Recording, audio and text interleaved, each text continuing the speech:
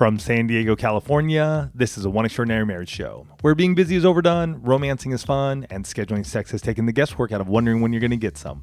I'm Tony DiLorenzo, your co-host, along with my beautiful wife, Elisa. From coast to coast and around the world, thank you for joining us. It's time to talk sex, love, and commitment. Give us a call or text us on the HUG hotline at 858-876-5663, or send us an email to hugs@oneextraordinarymarriage.com. In today's show, we're talking about the feelings and challenges of loneliness within marriage. And Mother Theresa had this to say about loneliness. The most terrible poverty is loneliness and the feeling of being unloved. And I would say nowhere is that more true than in marriage, and that's why we're doing this show today. But first, we start each show with a hug, and a hug is an opportunity for you to hear from someone else in the one family whose marriage has experienced transformation. And this week's hug is brought to you by Figs, and the way this company is addressing the medical industry is incredible. I'm going to tell you a little bit more about them later in the show. The hug comes from an Instagram message that we received that starts off saying, "My husband and I are newlyweds, 8 months married, and have found ourselves deep in the roommate syndrome. Wow. And we never knew what to call it. All we knew was that we never had sex and we felt like just great friends and nothing more. I found your roommate syndrome episode, number 473, last week, and today we finally sat down, let out our raw emotions, and have begun the step towards healing through your wise words. While we had to wait for our honeymoon, we finally leave to Cabo San Lucas this coming Wednesday for a week and have decided to start the 7 Days of Sex Challenge on Monday. There you go. We're both extremely excited, and I've downloaded tons of the ebooks as well as your other guides.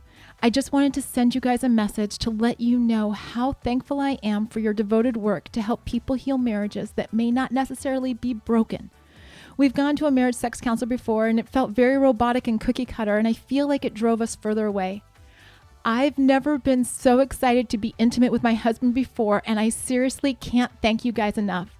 This is exactly what our marriage needed. I'll have an update for you on how it went in about 2 weeks." Love it. Oh my gosh. Come on. Oh There my we go. gosh. Let's go. There you go. So excited for this couple and what they're going to be experiencing in their marriage. And as we transition into the show today, this is a topic that is actually really hard to bring up. It's a topic that seems to have a lot of causes, but not necessarily a lot of solutions. As I was preparing for the show, started looking for, marriage and loneliness and found all of these sites that acknowledge the fact that loneliness in marriage exists. True. There are no shortage of sites. I would say we've been there ourselves in the 22 years of marriage. Yes, we have. It's part of the reason why we're talking about it now.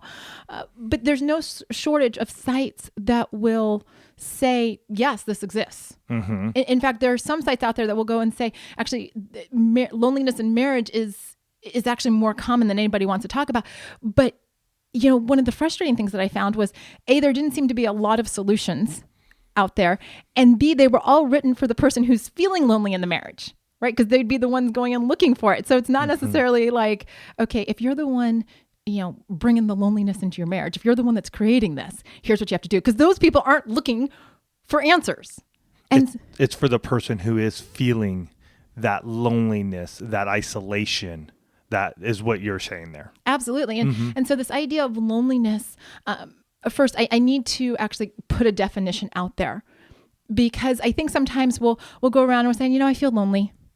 And it's just the sort of like surface, kind of like, you feel it deeply, but there's no real like understanding of what that may look like. And so loneliness, as I was researching for the show, is defined as the distressing experience.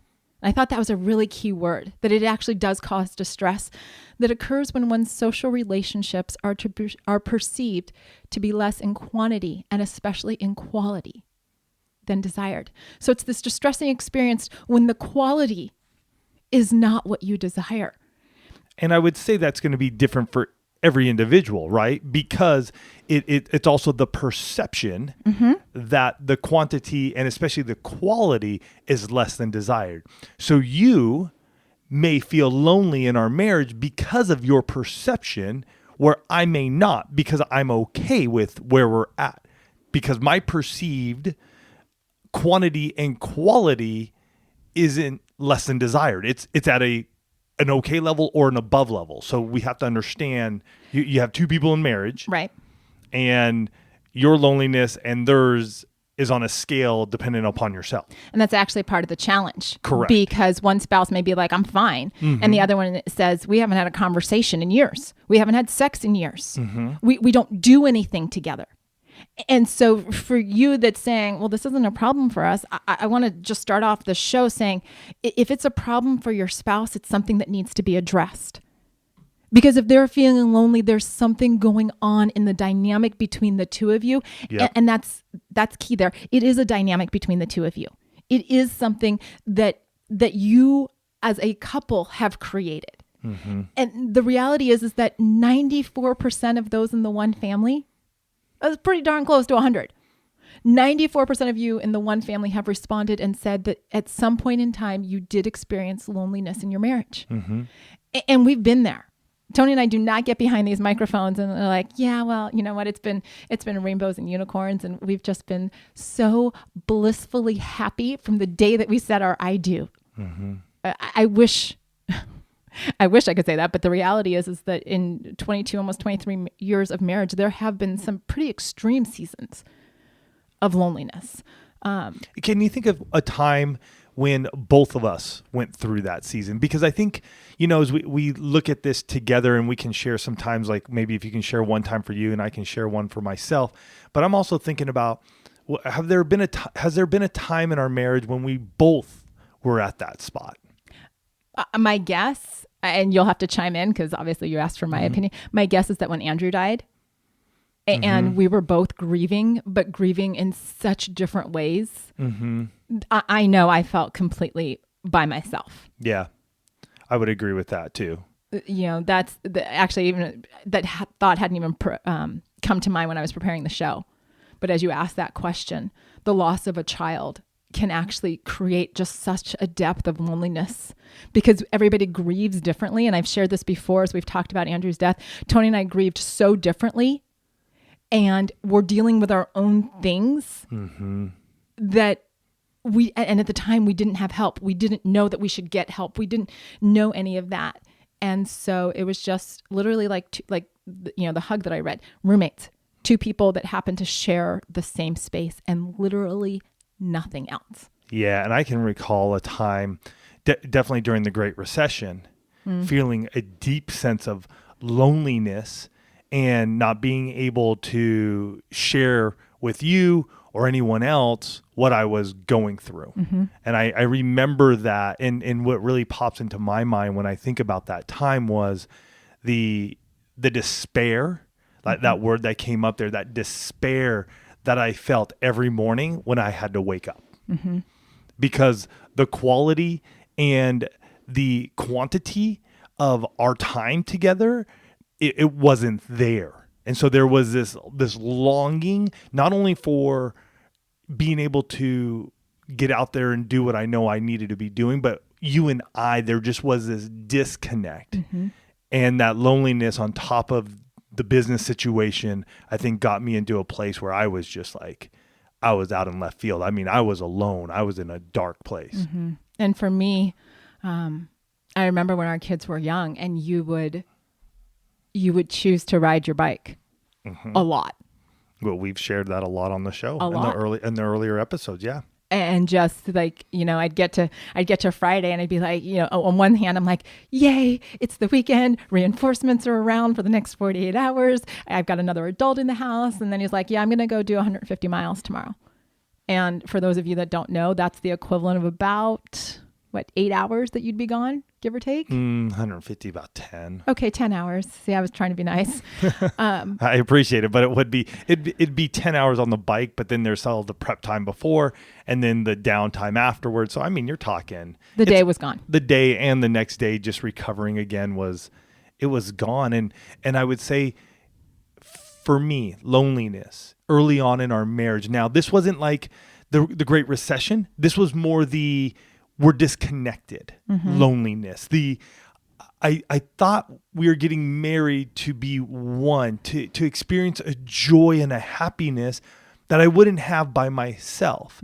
And when I was in those places, I turned to pornography. And I've shared my story of how I overcame pornography. And yet prior to that, my loneliness drove me to that because there was a sense of excitement. There was a sense of joy there. There was a sense of like, there's something more, because there was no talking. There was no touch between Elisa and I. And so loneliness, I think, can manifest itself in different ways. Somebody could start drinking, and we've done a show, alcohol and your marriage. You know, lonely. You're lonely. You're at home by yourself. Maybe you're working split shifts. Maybe you're a stay-at-home parent. I don't know what it is, but also realize, how is your loneliness manifesting itself? It could be towards pornography. It could be going towards an emotional affair. I don't know what it is, but there's this underlying current of loneliness, this quality and quantity with your spouse that's showing itself up. And maybe sometimes you got to point to that to go, oh, this is what I'm really feeling right now. Right, because it's not just the loneliness, it's how does this, impact you, right? It impacts your health. Like Tony said, when he was feeling lonely, he started making really poor choices in regards to pornography. It's the, for some people, it goes to alcoholism. It can be, you can feel just the increase in stress. You can, be in this place where you're feeling depressed. You can have health ramifications of cardiovascular disease and stroke. And you're like, well, I'm feeling lonely. Like, what do you mean? Well, because your body takes in all of that.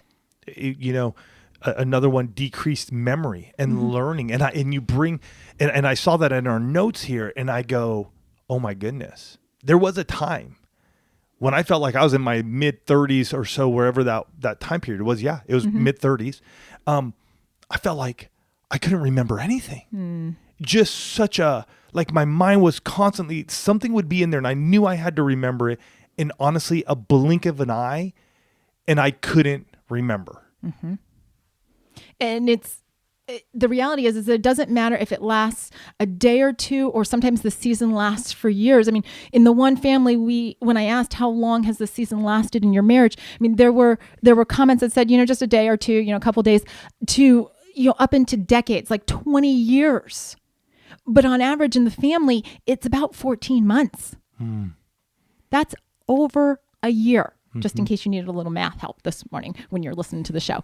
And it's a number of different things that cause the loneliness, right? It isn't just like, well, this is the one thing that always causes loneliness in marriage.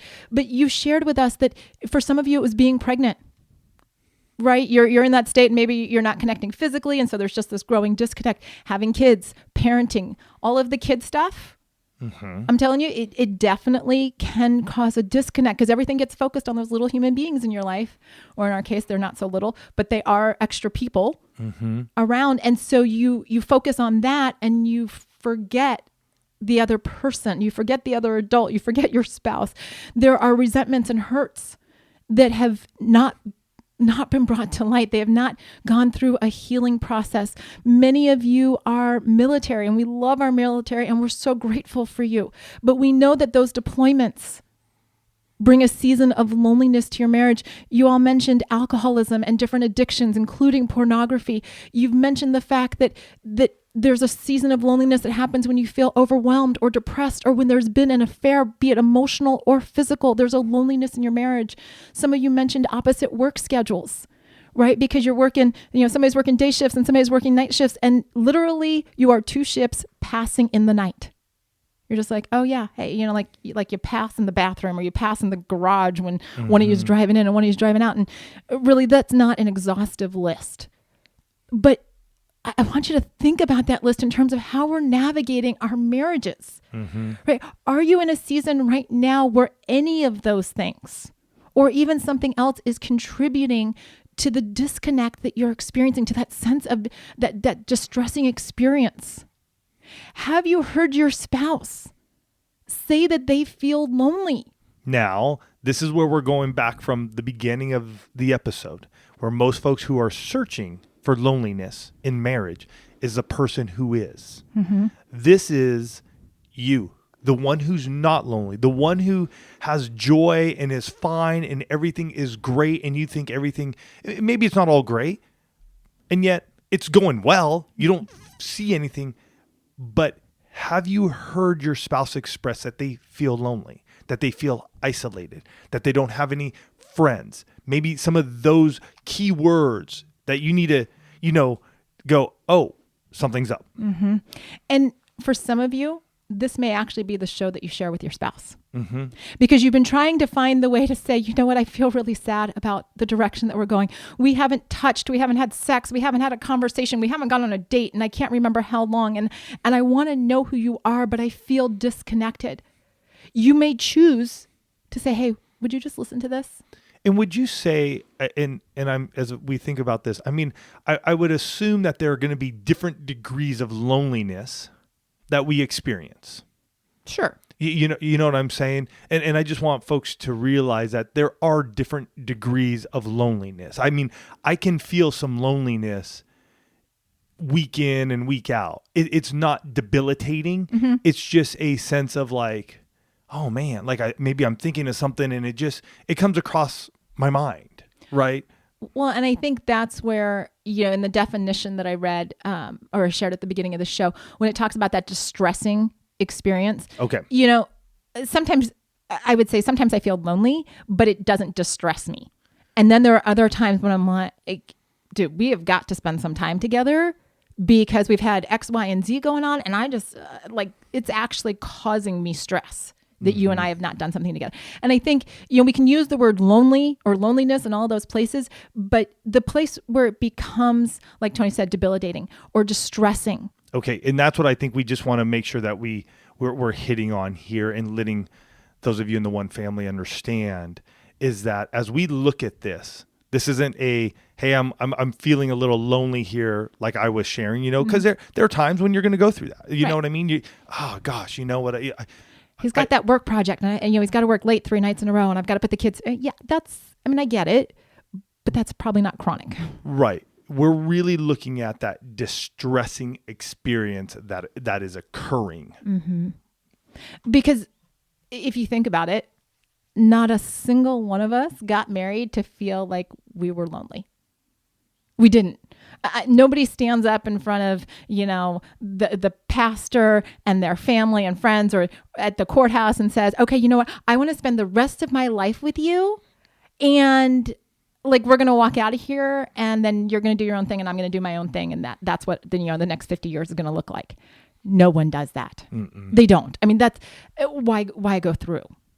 Why go through the ceremony? If you're in this place, right, there are a couple things. One is that it's time to take action, right? You've been, on average, 14 months that this has been happening or could potentially happen, right? It's also the fact that there's no overnight cure.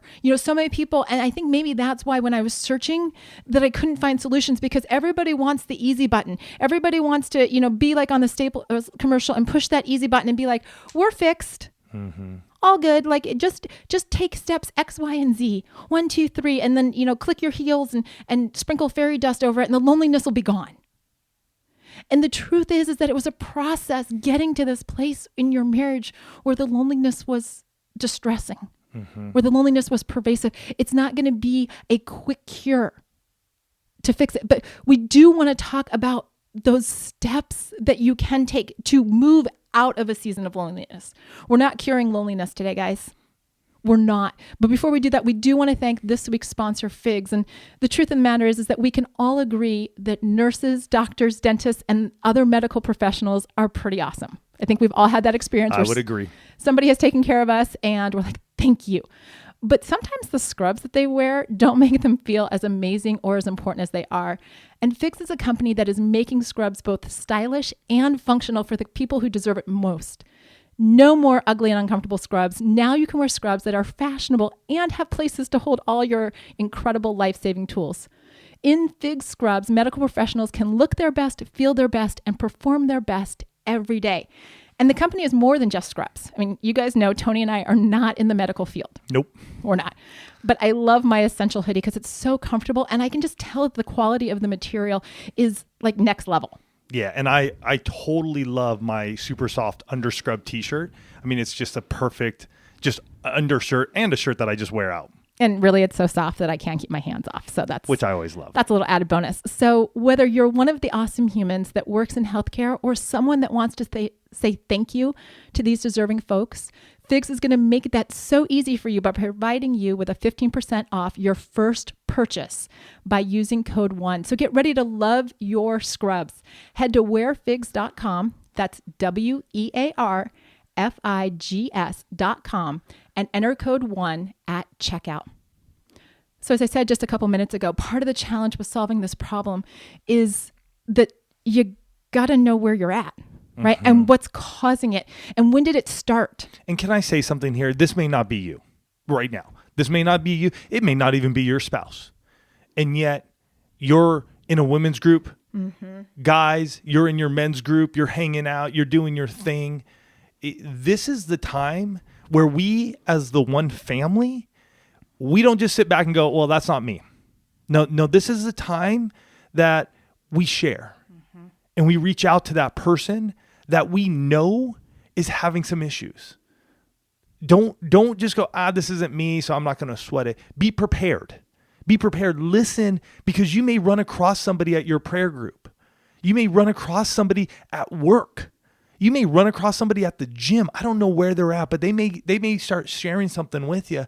And this is where you're able to be somebody who can impact one person, that impacts a marriage, that impacts a community. The family, any family, we take care of our own, right? We take care of the people that we come in contact with. We take care of those people that need a little something extra. Mm-hmm. And that's why doing shows like this matter so much, because we all need to be a catalyst in somebody's life. We'll all have opportunities to be a lifeline. Mm-hmm. I can't remember what that show was that had the lifelines, right? And the truth is, this show may actually be a lifeline for somebody. And you're going to have an encounter. You're going to have an opportunity, if it doesn't pertain to you, to go, oh, wait, you're mentioning that. I heard this show. Take a listen. Yep. Because for those people that are dealing with loneliness, it starts with saying, okay, why aren't we engaged with one another? What needs to be healed? Remember, I talked about those resentments and hurts. If that's where this is coming from, then what needs to be healed? And don't just think it's going to just resolve itself over time. If it's creating a season of loneliness, time is not going to heal this wound. Action is going to heal this wound. What are the objections that you've been receiving in order to combat the loneliness, right? Like you may tell your spouse, I feel lonely, and they'll come back with, we're fine. Okay, then you may need to start getting help, right? I can't tell you how many people come to coaching because they're feeling loneliness or there's a disconnect in their marriage, and they start when their spouse isn't even ready. Mm-hmm. Why? Because they got stuff they're dealing with. So deal with it. Don't be afraid of doing this. Don't be afraid of saying, you know what? I'm going to take action. I'm tired of being sick and tired. Or what is it? I'm sick and tired of being sick and tired. That's right. Right. When we started this show prep and we asked you guys, what did you need most? So many of you said things like understanding or emotional connection or touch or time, attention, feeling like a priority, affection and acknowledgement. And the truth is that if you look at that list, there's no one size fits all. Oh, just do this and do it consistently for 30 days and you'll be all better. And often my coaching clients, and you've even heard me say it on the show, we've talked about baby steps. Mm-hmm. Yeah. Right. Baby steps like, start doing date nights. Right. Which, my need is that I want to spend more time with you. And so, everything that you look at out there on websites and stuff will say, go on a date night. And we've talked about that here many a times. Truth. The reality is that if you're feeling disconnect, the idea of feeling loneliness, the idea of a 2-hour date can terrify both of you. Mm-hmm. So don't make it a 2-hour date. Do you know how often I tell coaching clients to just go grab an ice cream cone together? First of all, ice cream is fun, right? So do something fun. You can people watch. And most of the time, especially during summer, it takes you about 7 minutes to eat an ice cream cone. Right? I'm not asking you to spend 2 hours together. Start with 20 minutes. That's what I realized when preparing the show is we need to think in terms not just of baby steps, but of micro baby steps, right? Like we're going to like drill these things down super tiny. And take that first step. So for me, in hindsight, and this is, hindsight is always 2020, something I should have been doing was getting out, being physical, being active in an area. And I notice this in my life too. It's like when I get into these places that I don't want to be physical, even just on a walk, there's something up, you know what I mean? And so even if it means like, hey, you're not going for an hour-long walk together. Maybe you're just going for 10 minutes, but it's that first little step that gets you out of the front door and gets you moving. Absolutely. You may have the need to be acknowledged, right? The baby step may be like, I want you to greet me every time I walk in the door. Well, if you're not doing that at all, then, think about it. If you come home from work 5 days a week and that's a lot. That may be a lot to ask in this season, but to ask, you know what, can you just acknowledge me one day a week? And I don't care if it's always on Mondays, but that sense of I'm going to walk in the door and someone's going to be there to greet me, to bridge this gap. Again, micro steps. We can't be, as much as we would love to literally, what's that thing? They have like couch to marathon or couch to 5K, I think is the... Yeah, it's like a potato couch. Yeah, I think it's couch potato to 5K. No, I think it's couch to 5K now. Okay, they shortened it, right? So many people want to be like, oh, I'm going to run a 5K. I'm like, I'm just going to go out and do it.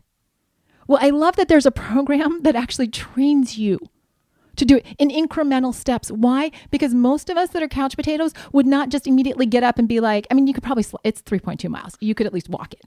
But to run it, maybe people can't. That's a big hurdle if you've never done it. So to jump out one day and just be like, hey, I'm going to do a 3.2 miler, that's why Couch to 5K has been such a success, is because it is that here's day one. And I forget what the time frame is, but we make it to 3.2 miles. Mm-hmm. Same concept in marriage. Couch to 5K is so successful in the fitness world because it's incremental. It's not just couch to 5K. Okay, here's day 0. Go do your 5K. It is all those incremental steps. Same thing in overcoming loneliness. It may be that you do the 20-minute date. It may be that you say, hey, instead of acknowledge me, like I'd love for you to acknowledge me every time I walk in the door, but right now I'd love it to be once a week. Mm-hmm. It may be, I'd love for us to be able to have, sit down and have this emotional connection and be able to, have a conversation, like an hour-long conversation once a week.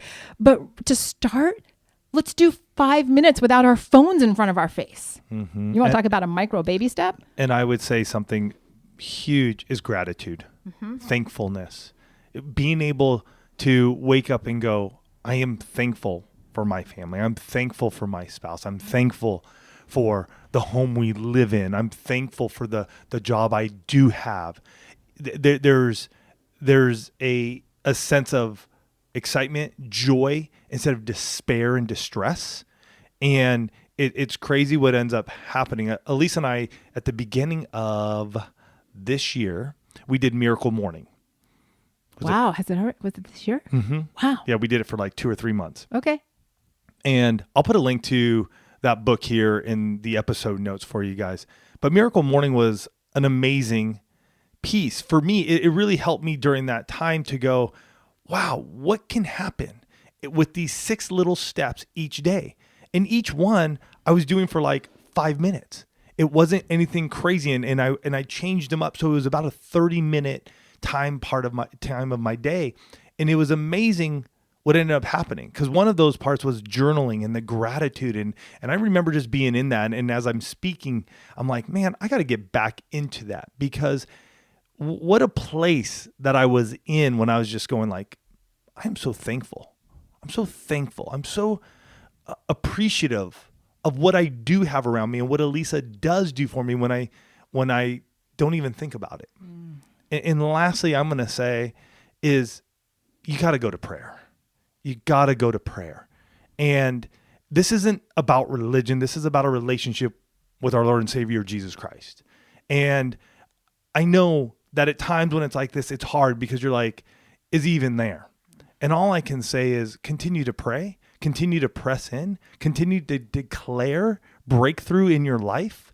And like Lisa said earlier on, it doesn't happen with the snap of a finger. It can, because we believe in miracles, and we've seen numerous miracles happen here in the One Family and those around us.